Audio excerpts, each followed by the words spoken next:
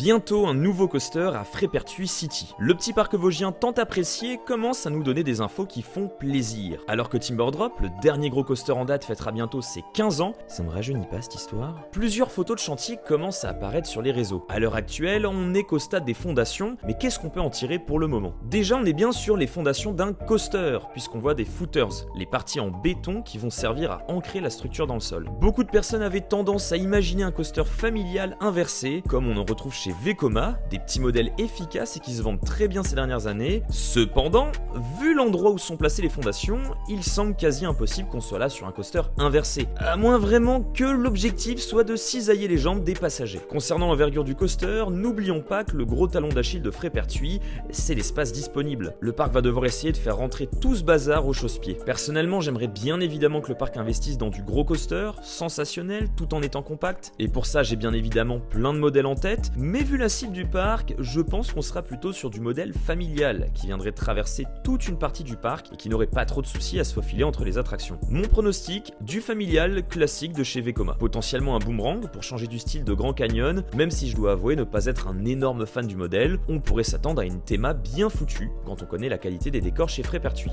Et vous pensez que ce sera quoi comme nouveau coaster? Je vous laisse me le dire en commentaire. En tout cas, ce dont on est maintenant sûr, c'est qu'il y aura